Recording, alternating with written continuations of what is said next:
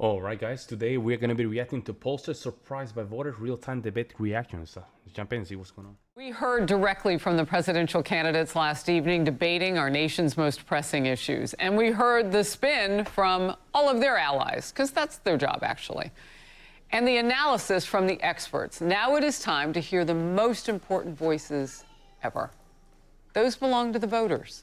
All over the country, voters' voices. And in the front row, let's meet those who are in today. First of all, I want to welcome you, Janine. Janine, and I'm just going to kind of go through and we'll follow up with what your party is and who you're voting for and all of that. So, Ruben, you have joined us before, so welcome back.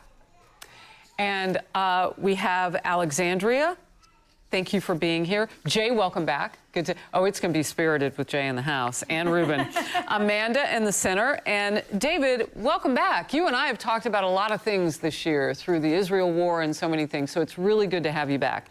First of all, I want to go around and just find out what each of you thought of the debate. So let's do that. Alexandria, I know you said that at one point you needed a break, like everybody else, just to get up. What was your take on it? It was very long, and I think while there was some focus on policy, there was so much criticism of each of the candidates, and I don't think that we really got to the meat of the issues. Okay. Ruben, what was your thought? I feel the same way, except that the position there, the way Trump came out was pretty aggressive. I thought he was talking into a rally. He sounded angry. I thought so. And I think when he referenced those people was not the best thing to say. I'm not going to say anything. The country is going down down to hell, right? And this guy just worried about Trump's tone. Folks, there's a reason we should be angry. There's no way we should be having this kind of problem, even this kind of craziness in our country. And if you're not mad, there's something wrong with you. Something is wrong. This guy is just saying that he was too angry. He's damn angry because our country is going downhill, man. I just don't get it. All right. And, you know, Janine, I am curious maybe just to dig in a little bit deeper. Did it move the needle for you at all? No, I 100% am a Trump supporter. And so I believe that he was able to articulate some of the messages that needed to be articulated. And he was able to go to his track record and to talk about the shortcomings that existed with the current administration. And I feel that Kamala just deflected the entire time. All right, so before we go to the back row there, Lee Carter, polling expert and president and partner of Maslansky and Partners, is also here. So I know you're taking all this in as we jump in. Jay, I want to get your thoughts on last night. I thought it was a better debate between two presidential candidates, much the same for Trump. I didn't feel like his entire performance was any different than any other. And I was happy to see the vice president come out. I think she could have made a few more points, but I think she did well overall. Amanda. I thought the vice president did an amazing job. I thought she had command of the stage. I thought she was a clear winner in the debate. She riled up the former President Trump, had him talking about things that are insignificant. That's crazy, bro. I watched the debate for a second time. It was not even that close, man. First, here's what I noticed. I didn't watch the debate live, but I was watching Twitter, and I think a lot of conservatives, they were way too riled up. And a lot of conservatives were saying, no, Trump is bad. Trump is doing a bad job. I said, yo, okay, let's see what's going on. Watch the debate. It was not even close. It was not even close. Y'all need to just watch the debate again. It's because you were emotionally invested. That's why you think that Trump lost. But, man, you watch the debate for a second time, you start seeing Kamala Harris performing. It was bad. It was bad. Trump did a good job. Like rally size and using fear-mongering and divisive tactics, which were not helpful to him at all. David. Well, I think stylistically, Kamala did a nice job. She was well prepared. She was disciplined. Each segment, she got across exactly what she wanted to. I would differentiate the style from the substance. I think she parried away a lot of questions she had no interest in dealing with. And Trump wasn't disciplined enough to drill down on the specific points, the immigration issue, the economy issue. We hit that hard. He did, but Yeah, I yeah, he think hit it in hard. certain instances where Yes, you see what I'm saying? A lot of this, a lot of these focus point is people trying to pretend to be right in the middle, like very smart. Somebody doesn't want to really take a stand, and you notice nobody, almost nobody wants to just say, you know what, Trump did a good job. Nobody. Isn't that funny? They're afraid, man. People are still afraid. evaded the question. I thought he had more meat on the bone that he didn't get to. Yeah. One in particular was whether or not she'd ever met Putin.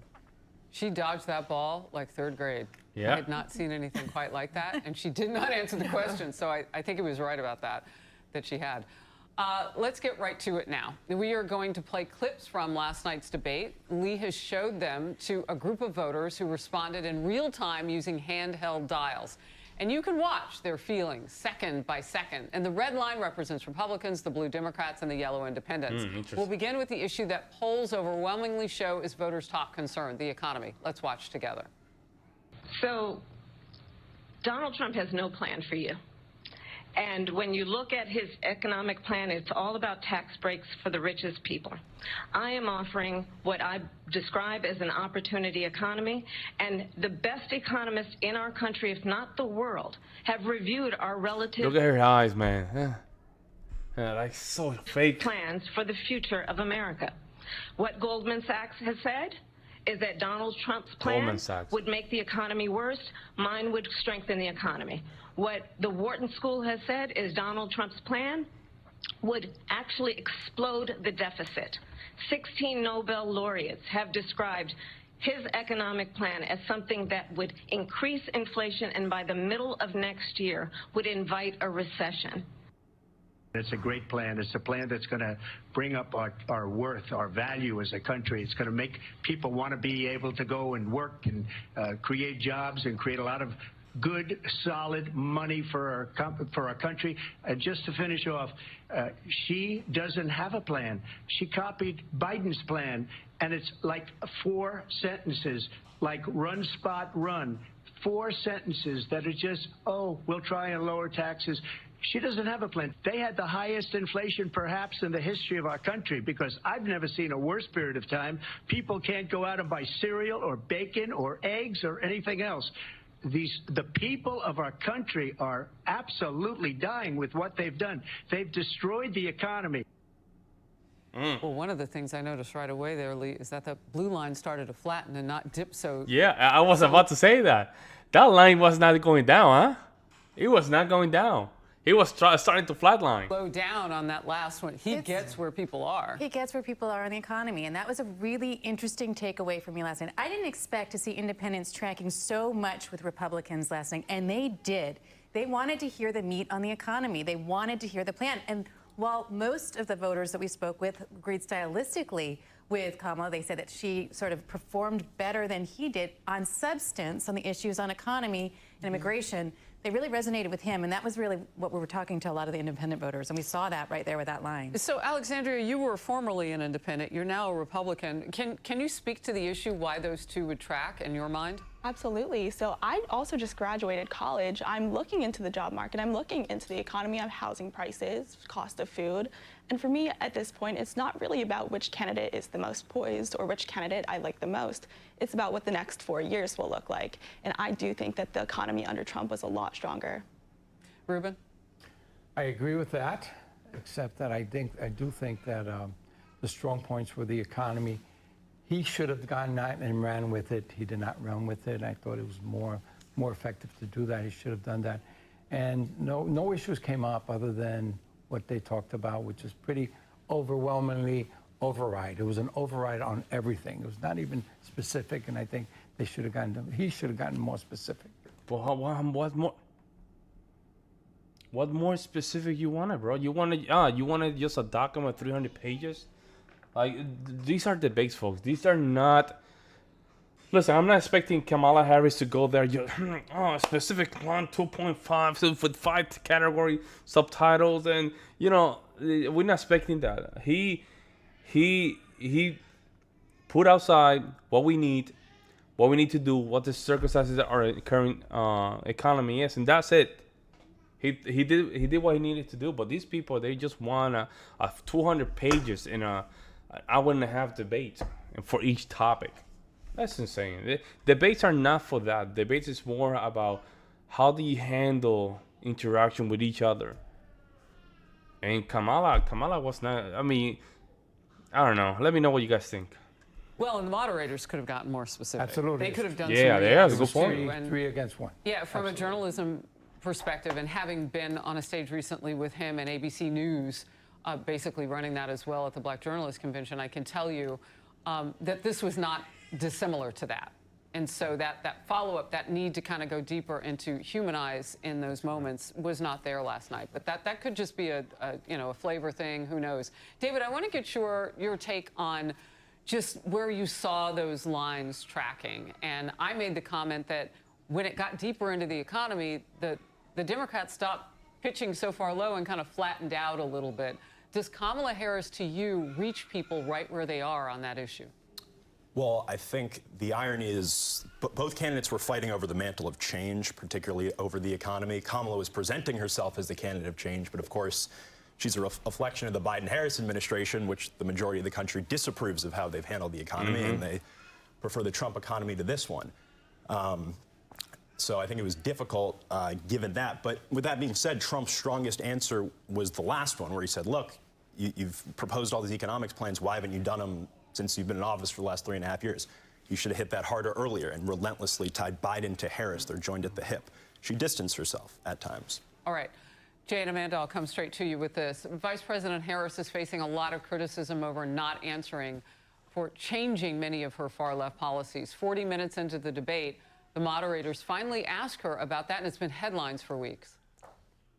So my values have not changed, and I'm going to discuss every one of at least every point that you've made. But in particular, let's talk about fracking, because we're here in Pennsylvania. I made that very clear in 2020.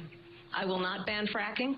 I have not banned fracking as Vice President of the United States, and in fact, I was the tie-breaking vote on the Inflation Reduction Wow, look at Act, that line, bro. Look at that blue line. It's just, not even Democrats can believe her. That's crazy. Opened new leases for fracking. My position is that we have got to invest in diverse sources of energy so we reduce our reliance on foreign oil. What? The police, she's been against that forever. She gave all that stuff up very wrongly, very horribly, and everybody's laughing at it, okay? They're all laughing at it. She gave up at least 12 and probably 14 or 15 different policies. Like, she was big on defund the police. In Minnesota, she went out, wait a minute, I'm talking now, if you don't mind, please. I love that line. Does that sound familiar? She went I love that line. She went out in Minnesota. I love it. To I love let it. criminals I that love it, killed folks. people, that burned down Minneapolis. She went out and raised money to get them out of jail. She did things that nobody would ever think of. Now she wants to do transgender operations on illegal aliens that are in prison. Yeah, this is a true. radical left liberal that would do this. She wants to confiscate your guns, and she will never allow fracking in Pennsylvania. If she won the election, fracking in Pennsylvania will end on day one. So again, you saw something similar there where Republicans and independents are tracking together, and obviously that is per party, but independents supposedly don't have one that they've designated yet. And one of the things that I heard from voters last night, I'd be really curious what you guys think, is that independent voters were looking for two things from Kamala. One, they wanted to hear more in depth on her policies. What was she really going to do for the economy? What was going to be different about the economy under her than it would have been under Biden? And number two, they wanted her to explain why she's had so many changes.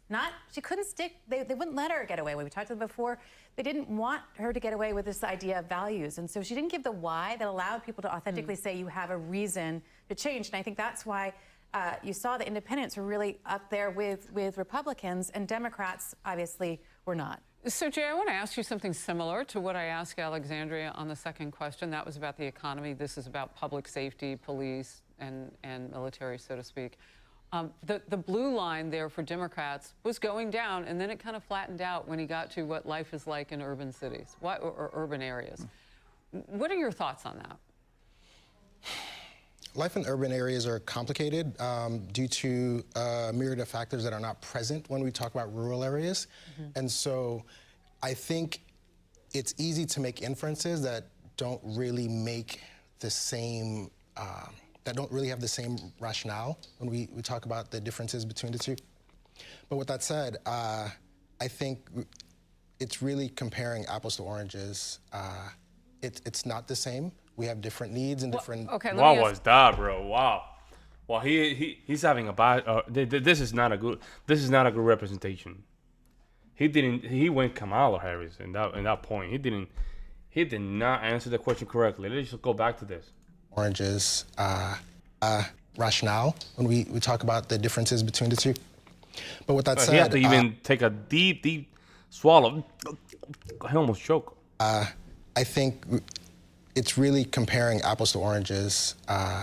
It's not the same. We have different needs and different. Okay, let me ask it a different way, because statistically speaking, we've been seeing this, and certainly among Black and Hispanic voters. What is the disconnect between Kamala Harris and some of the people who are in those areas, who are minorities and struggling economically? Maybe that's a better way to say it, because they're dealing with the bulk of the violent crime. Rest of the nation has seen crime come down, but violent crime in specific in those areas is up. Well, violent crime can be traced to many different root causes, whether it be economic, socioeconomic struggles. It's always the same excuse, whether it could be. It's always the same excuse. I'm sorry that I had to stop this so many times. Can we just call it as it is, just culture? Poor is not equal to high crime. There's no reason for that. Culture. You can literally put trillions of dollars in these areas, and it's not going to change. It's called culture. Often it's that. Yes. Statistically speaking. Education. So why doesn't she connect? There you go. That's an interesting question. I am not sure why she doesn't connect in those areas, because I inhabit many of those areas, and I think she is connecting well in those areas. I think she's doing a fantastic job. I think she can do better. Is it name recognition? I don't know. Maybe I'm having some sort of an epiphany about that just personally that no one else is having. But when I look at those dials and that reaction, some of it is around whether you like Trump or not, you know what he stands for. Yeah, there we go. You don't. And around the issue of crime, you know in those areas, because you've lived in them, that if you can't really nail it, people's lives are at stake, and they want to know where she stands. Amanda, I'll come to you next on your thoughts. I think one of the most powerful things that Vice President Harris did last night was her ending statement, where she said that she is going to lead from a place of, are you okay? And that reminds me of civil rights icon Ruby Sayers, who says, where does it hurt? And when we can look at each other as human beings. Oh my God, the woman Prado, man. Oh man, she's trying to appeal by emotion. And say, are you okay? Then we are going to be able to move collectively towards a country that works for all of us. There is no question in my mind that the Harris-Walz administration has the desire to build a country that works for all people. Anybody want to rebut that or say anything additionally? Sure, I would. I think that Kamala had a very polished performance last night, but she spent so much time on prep. I think Trump spent that time out there with people, out there learning about what we needed in this country. Interesting. All right, you guys are just wonderful. I'm so glad you're here. All right, Trump record illegal immigration under the Biden-Harris administration, and the migrant crime, also a big issue, which he brought up many times, and it's a big issue for voters. Here is the former president on that. Criminals off the street, and they've given them to her to put into our country. And this will be one of the greatest mistakes in history for them to allow.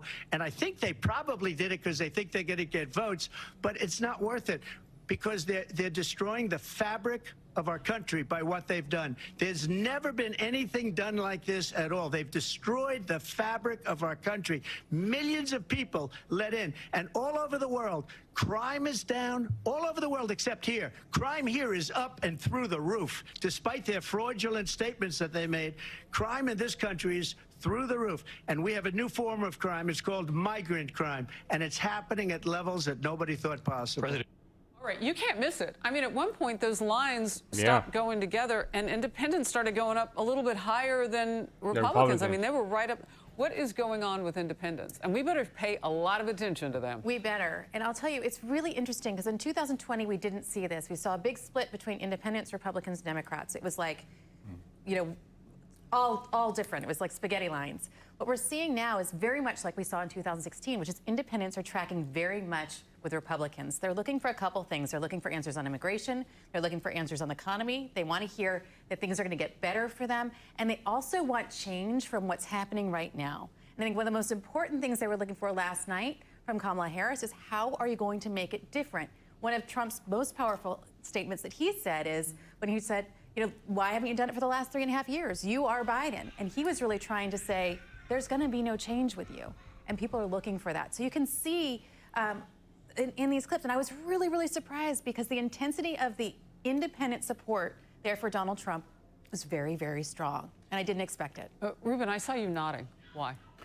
When you talk about immigration, I mean, that's a real big issue even in our community as Latinos.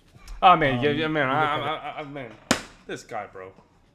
This guy, Latinos. I'm Hispanic myself, and man, I have a problem with people like this, man.